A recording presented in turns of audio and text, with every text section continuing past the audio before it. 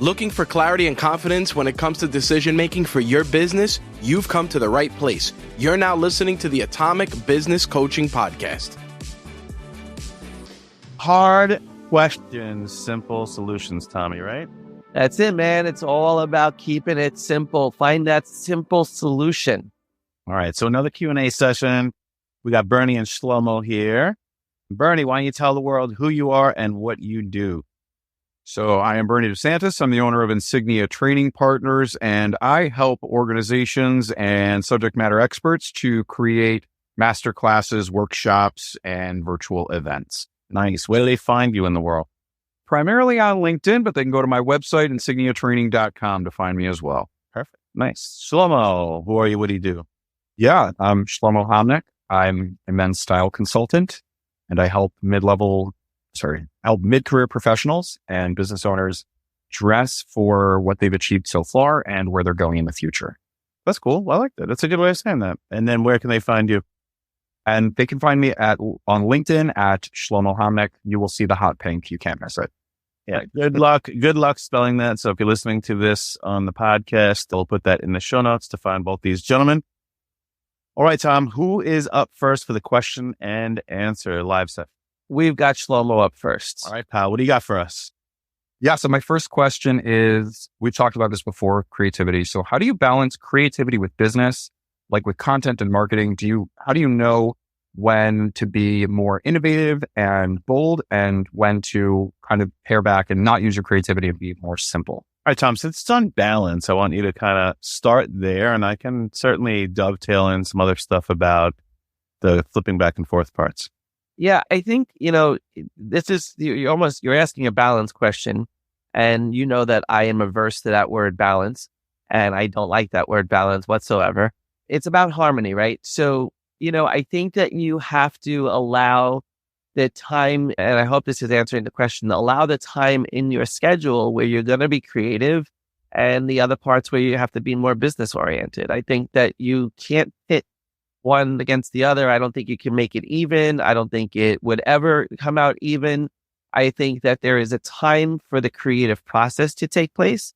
And I think there's time for you to work on your business. I think that creative space, like when we talk about attention management, for example, we talk about, 4 different zones of where you're thinking and paying attention. And a lot of times that creativeness comes from either where you visualize things and you daydream a bit, or you're working in flow because that's where your natural area is, right? I think you have to cater to what naturally works well for you first, and then be very conscious about making the time and taking the time to work on the busier work, which may be more business for you. I think you have to find what's the more natural thing for you to lean into first, and then take the other thing and create and carve out the right sections of time to be able to do all of that. Does that answer your question?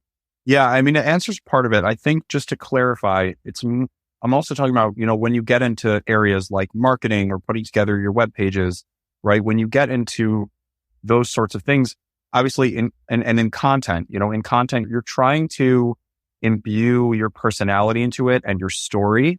And so there's an element of creativity there, but then there's also, you're always trying to simplify to make things clear to the audience. So it's a little bit more in that. It's like when you're communicating as the business, I'm to lean more into that creative voice, especially when I do such creative work, versus leaning more into that like simple, like message done. Well, let me ask you, so what are you struggling with currently that's making you ask this question? I think a lot of different things. I mean, I recently revamped my profile just to try to be a little simpler. And I think I did it in a way that felt creative to me, but I got some feedback that it wasn't like direct in the way that someone wanted. Like I didn't just have clothing everywhere. Like even though all my content is about clothing, and even though it's pretty clear what I'm talking about, but that it's not like in your face, in my banner, like that there's not just like garments and people like all over. Okay. That's why I'm asking this, because so there's a point in every single business where we all have creativity. You don't create a business without creativity. I don't care if you're selling, SaaS, software as a service. I don't care if you're just doing that. There's some creativity that comes along with like maybe how you put your system together or what it actually does. There's always creativity. And what happens is we all get to a point where it's like, I got to go sell the thing now. And it can always be improved. It's never going to be good enough for you. Okay. So I want you to understand that, because for me and my business, for Tom and his business, it's never good enough for us. We're always working on improvement, but there's a point that it says it's good enough, right? It's good enough to go to market, right? And then we can start working on that. The task of like, I can't be creative anymore should never end. But there has to be a point where it's like, is this now relevant to the audience I'm trying to bring it to? When we get in our own ways, sometimes we go past it's relevant and get back into creativity where it makes a lot of sense for us. And the reason why, Shlomo, is we've been on that entire journey, but the client has not. So Right. we understand, well, 3 months ago, we did these things that allowed us to understand this stuff, which brought us here. And it makes sense to us. But then we may put it out in the world and people are like, I don't get it. Like, why aren't you just telling me this thing or doing that thing? And you are like, well, I understand it, but they weren't along that journey with you. Okay. So Right. what I'm telling you is that it has to go to market with some relevance. Okay. And then as it becomes relevant, you will get feedback on why, right? They're like, oh, that made so much sense because, and then I have something called confined creativity or bound creativity. All right. One of my other logos for one of my other companies is built upon this. And what it means is that when you are put in a box, you are bound by, I can only create inside of this box. You actually become more creative inside of the box than if you were let free outside of it. So imagine if I told you, Shlomo, the only thing Adam Hurd is allowed to wear is blue and brown. Would you have the ability to be more creative with that? Or do you be like, man, I really wish there was orange and purple and teal, or would you be like, no, I can be creative inside of orange and brown? I'm sorry, blue and brown. Sorry. Okay. So my point is what you are explaining is what you already do for your clients. And by the way, for any of you who don't know, Shlomo actually gives me style advice. Not all my style is his, so I don't want to put any bad vibes out there for some nonsense I'm wearing. Like right now, he would never allow me to wear this, I'm sure. But when it makes sense, like today's lunch that I had to go to, he helped me along with that and he's helped me pick out clothes and do this. So I value what Shlomo does. You're really, really good at it too. And I know you know how to have bound creativity because that's actually what you're doing for your clients. You're saying, hey, here's the stuff that's right for you. Let's stay in that box, but be really creative inside of it. So now when you're going out there and getting that feedback, I wish there were clothes everywhere. You could say, all right, well, let's say we had to put clothes everywhere. Okay. Let's say we had to. Not agreeing with you yet, but let's say we had to. Well, how would I be creative about that? And Right. it opens up a whole new door of expression for you that is relevant and then brings the clients on the journey that they said matters to them. Yeah. That actually just gave me an idea like on the spot. So that's fun. Great. We'll go try that out after this. So to sum it up, what it really means is that there's a point that it's good enough to go to the market and then you can innovate on top of that, but you really can't take left turns and right turns. It's continuing forging forward with that. Does that help you any bit? Yeah, I think that's helpful. And then, I mean, that was just what sparked it. But I think that, yeah, like figuring out, I think some of it's just going to be a little bit of that trial and error also. Just when you come to an issue, trying to tackle it with one and then seeing that works. Well, especially for the what it has to be is a point where it's saying like, okay, I'm going to put this out there now. Yeah. Right. And then maybe that garners feedback in order to make the next decision. But there has to come a point where it's like, okay, we're going to put this out there now. Yeah. Okay. Yeah. All right, Bernie, you have a question, pal? I certainly do. So I guess I'll give a little bit of context. And obviously, Adam, you and I have talked about this a little bit. We talked about the concept of surrendering, right? And what I've been doing previously in my business that hasn't necessarily given me the results I'm looking for. And I have found it really difficult, quite frankly, to break a lot of the habits that I've built over the last several years running my own business and the 15 or so years I spent in corporate America. And I think part of that is a result of having so many things that I'm able to do in my business. So, obviously I've chosen to really dial in on one specific piece as part of 2740, but I still have to dedicate some of my time to doing other stuff within my business. So the question is, aside from, prioritization and time management, which, I kind of use the Eisenhower matrix to, prioritize things, and I definitely block time on my calendar. What are some ways, I guess, I don't know exactly how to ask the question, how can I surrender to the new processes I'm trying to implement and get consistency in doing these things that you've taught us? Yeah. So if I understand the question right, it's that you really want to surrender to this main thing, but you still have obligations with other things. Is that right? Yeah, that's correct. All right, good. So how much time in your mind have you allocated to the other things? It varies from week to week based on need. Let's just say and the things that come up. But let's just say next week then. I would say it's probably 20 to 30% of my overall time in a given week that I have to put outside of producing events and doing workshops and webinars. So then how much time does that leave for the main thing? In theory, 70%. Okay. Right. Okay. So see what you just did is you gave me a range of 20 to 30. You were unsure about it, but you were sure about the other thing, which gave you clarity on the previous. So you said 20 to 30. So you weren't sure. Then you said 70. So that meant it was really 30. I did this thing once, a post where it's saying, if you're unsure about making a decision, flip a coin. Okay. And then while it's in the air, you're going to say it's heads this and tails this, right? Uh-huh. And you flip it in the air. And while it's in the air, you're going to hope for one of those outcomes. And that's the outcome you really want that you should make the decision with. Okay. It's a great way to make decisions.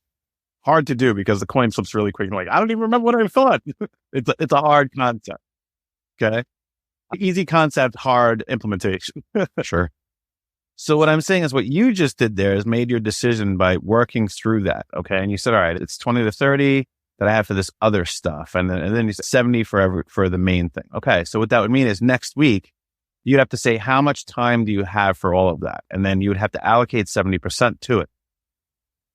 Okay. Now something may come up that you need to give more to the other things. And you would have to have a boundary to say, I can't this week, but I can the following week. Okay. Now, if you don't have a choice in that matter, that's not up to you then. But if you do have a choice, you would be rigid on sticking to those things. And at your current stage, it may need to be a week, 2 week assessment of how much time do I have? And that's totally okay. Because remember, what you are focusing on now through Project 2740 in the community is a tiny sliver of what's possible for Bernie and Insignia partners. This is the catalyst that will allow you to do all the other great things that you have the ability to do. But we're at a stage of it's revenue generation, right? It's like, let's get the foundation built. Let's have the revenue generation go, because you're shifting, your practice to really, and you've taken it over. It's all on your shoulders now. So it's the revenue generation stream gets there, and then we can work on the next stuff. So that main thing will allow you to do all this other beautiful things that you are very good at and you love and you have passion about. So what that means is we have to be very serious about this so we can then move forward. But that is allocating that time to it and saying, I'm surrendering everything else. Okay. Meaning everything else outside of that 70% I gave to it. Okay. Like I have this 70%. And when I'm doing this, that's all I'm doing. I'm not going to work on new projects. I'm not going to work on the other things. Unfortunately, I can't be with the family. That's what that is. And that's setting that boundary to say, okay, this is how I'm prioritizing it. Okay. Because there's goals and there's priorities. Your priorities are things that are non-negotiable. I'm doing this no matter what. Okay. But the beautiful thing is you have the ability to set those priorities. You have the ability to set the timeframes. You have the ability to set the proportions of those timeframes. But you have to be, number one, realistic about it. And number two, very serious about it. Okay. So this is a practice. This is a practice you'll have to go through at the current stage that you're at week to week, it sounds like. I still do this every Sunday. I sit down and I look at my calendar and assess what I'm putting time into. And there's something that for the last 45 days almost, in 2 days, it'll be 45 days. I should have put time into it. I put 0 into it. Actually, a tiny bit, a fraction, maybe 1%. And I only have 47 days left to finalize this thing. It's not a priority for me. It's something that needs to get done, but it's not a priority for me. Okay. And I will suffer the consequences because I haven't surrendered to that. Okay. And I'll deal with it. It's okay. It won't be life-changing, but I'm going to have to deal with that. So when it becomes a priority for me, then on Sunday, I'm going to be like, all right, I have to put this much time into those things. So the other cool thing about this, and then I'll pass to Tom, is when you set something and you say you're going to do it and you don't do it, what that tells you is it really wasn't a priority. And 25 years of doing these things, I still do that. I set a priority and I don't follow through. It happened. And then what it tells me and informs me is like, all right, Adam, that really wasn't a priority. I don't need to do this thing. Why am I putting a self-inflicted responsibility on my shoulders? And then I have to assess, all right, let somebody else deal with that. Or let's put that on my problems list on the shelf where I'm going to deal with it another time. Or let's take this fucking seriously and get it done right now.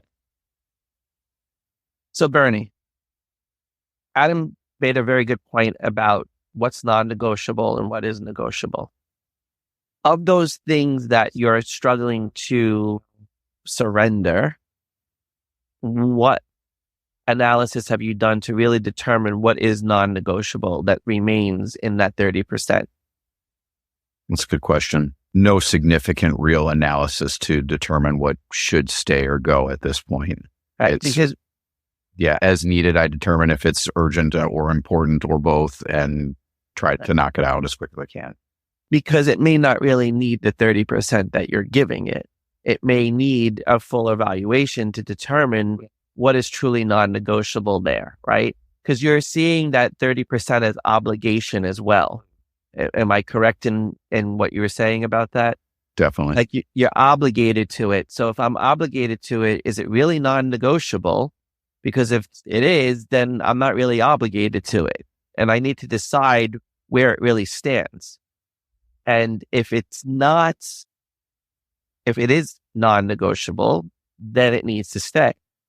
And if it's negotiable, then we need to really evaluate when we can get rid of it. And in any habit change, and anything that we do in creating a new habit, we sometimes have to get rid of the current habit in small pieces. And we have to wean ourselves away from that habit. Does that make sense? It does. And how we wean is changing how we think about the thing that we've been doing. And then when we think about it, we change how we feel about it. And that leads to different actions and different consequences. And so how you're thinking about it is part of surrendering. It's just a shift in how we think. Because I think this way right now, and I need to think this way today or tomorrow in order to change that habit. Makes sense. So, make sense? Yep. Okay. Awesome. All right, Tom, we had some questions that came in. So this one comes from Samantha. This is interesting. So it says, how do you address a client who is quite quick to be on your ass about work, but when the role is reversed, they ignore your messages until they actually need something? And then what she follows this with is, ironically, due to work being missed, they didn't respond to me, which is causing delays in their work, being completely and adding pressure on my end to be able to turn it around. So being completed, and adding pressure on my end to turn it around. So the funny thing is, it's a good question. It is a great question. But it's people, I understand that, Sam, is that, people are getting on you, right, about not getting things done, and then they're not reciprocating. But here's what you have to understand. They're paying you. So you ever hear that old cliche, the customer's always right? Well, it's not true, but you got to take that with a grain of salt, okay? And what that means is when the customer asks for something, you have to give it to them if those are the boundaries that you have set up for yourself. So what happens is when you're working in a client relationship, you have to start that relationship appropriately with saying, here are the expectations I have of you, Mr. and Mrs. Client, so you can get the expectations you have of me. And you have to align those up. Some clients, you'll have to have that documented so they know what it is going forward. Some people, you will have to remind them of those things, and you have to be careful not to cross those boundaries. Now, that doesn't mean you won't. but you have to at least have that understanding. So for instance, Tom and I have one-on-one clients that we do for half an hour, we do for 1 hour, and we have others we do, whether it's monthly, for 2 to 5 hours, depending on what it is for our board meetings. Now, we were on a call the other night. It was a board meeting. It was a 3-hour-long board meeting. Tom, how long until we ended that board meeting? How much time did we spend on it? How much time did we spend in it? 3 hours. 3 hours, like on the dot, right? Yeah, it was on the dot. Well, what did our client tell us in that meeting when we were getting to the end? Do you remember? I know we have to wrap up. Yes. He said, I know we have to wrap up and we only have 4 more minutes, so I'll make this quick. We set the boundary of like, this is for 3 hours. They didn't just willy-nilly go on for another hour. If he would have, I would have probably continued that on. Okay. But the client knew that. And Tom additionally set a boundary of, we have to end this tonight at 8 p.m. Okay. So this is the thing. It's communication with your clients, and things will get out of alignment. It does happen, especially for someone that is a recurring client, right? You're working with them month after month after month, which I know in your business is. You're going to have to remind people of those things. You're going to have to update the ways that you work. You're going to have to innovate things that work for you and work for them. But it has to always start with, here's the boundaries and expectations. And then as they change, there has to be agreement on terms of how this will work. And sometimes that means your client paying you more money. Okay. So if you're hitting the boundary, okay, and you talk to them and they're like, no, but I don't want that. I want more. You could say, certainly it costs this. And if they're willing to pay it, then everyone's in agreement. If they're not, you have to say, I understand you're not willing to pay it. So that means we'll stay within the original boundaries. Is that fair? And that may mean them leaving you as a client. Okay. It probably won't, but it may mean that. And you have to be more concerned with crossing boundaries than you are with retaining revenue. And I would just add one thing, because I know how difficult it is in some of these cases. You know, you have to really reevaluate your onboarding process in setting those expectations and make sure that you're covering that in whatever onboarding process you have. If you don't have that conversation, and then you can't set expectations, and then clients become a pain in the arse, as you said, you know, and I'm going to use the British word, the arse there, because, you know, it's one of those things where you've got to really evaluate. It should be causing you to reevaluate. Why is this person behaving this way? Did we not cover, or did we not set these expectations when we onboarded them, or even when we sold them? Because you have to create that from the very beginning of the relationship, so the client needs and knows exactly what to expect. And in Sam and Connor's business specifically, they do video editing. They need to have the content at a specific time in order to turn that content back around. And the creative process gets interrupted because somebody gave them their content way too late. And now they become demanding, and it creates additional stress. So be very, very clear. And this is for everybody. Be very, very clear when you tell a client, or you set a deadline for a client, that you'll get something back to them or you'll do something. Be sure it's a deadline that you can maintain. Hold yourselves to that expectation as well. Make sure you set the right expectation for yourself as the owner of that business, so that your clients are crystal clear to get what they've been promised. And now here's the last piece: is you're always able to change. You can always go back to them and say, hey, this is no longer working. And that may mean losing money. Okay. And you may be in a situation where you can't lose that money. Well, then you'll have to conform to the way they want to do things until you're in that position. And that's just what you're going to have to deal with in those moments. All right. So we always like to end these asking our two guests, what is your favorite part of Project 2740? So I'll start with you, Shlomo. So for you, what's been your most favorite part? Lately, it's been just project PPP. Lately, I really like the weekly accountability meeting. I think that's always good. And I don't know. Yeah, I like the personal touch also. You know, we have a lot of conversations outside of the group, and you're always ready to reach out and call when, you know, there's something comes up. And I know that obviously that's paid service that you offer. And so I appreciate that sometimes you step outside of that for us. And I know that we all really appreciate that. And also, obviously, everything that you offer within the bounds of 2740, because it's just, I mean, I worked my butt off for a year on LinkedIn building something, and it really took a positive turn very quickly after I joined. You really are.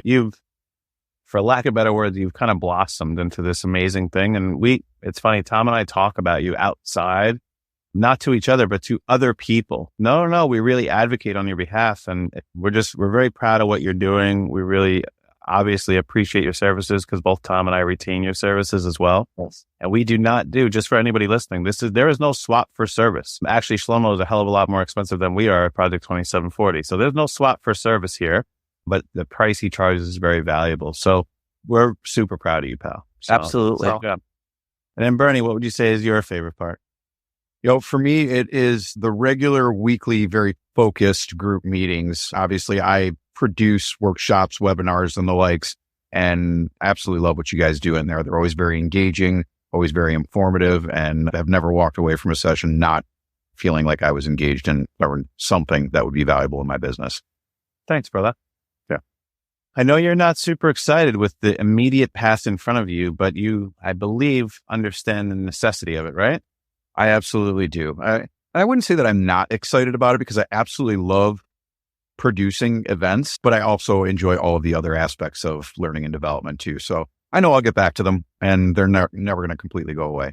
Well, I had that one call with you that one day, but I remembered how tough it was for you. But there was a moment where I almost felt this sigh of relief and this weight off your shoulder. We were talking, so I couldn't see it. But I felt this moment of you surrendered. And you're like, okay, this is just what's in front of me and I'm going to go after it. And that's for all of us in our lives, as families, as spouses, as fathers, as brothers, sisters, mothers, business owners, all of it. There comes that point when we're like, okay, this is just my responsibility right now. And you surrender and all that other stuff, it kind of becomes clear, right? It's like the light at the end of the tunnel type thing. And I feel that's where you're at right now. It's like, you're just super focused on it. So great job, and appreciate both of you being here. Tom, you want to wrap it up? Yeah, absolutely. I want to thank you guys again for being here, and we're going to jump back into the rest of our Q&A session with the members of our community.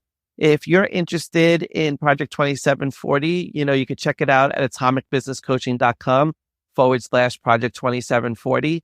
Find out more about our awesome community. We have different levels depending on where you are. We want you to come in so you could be a successful business. And what we say there is that we help you to create your life and your business in 4 months rather than 4 years, 40 decades, whatever it is. So check us out at atomicbusinesscoaching.com, and we'll catch you next time.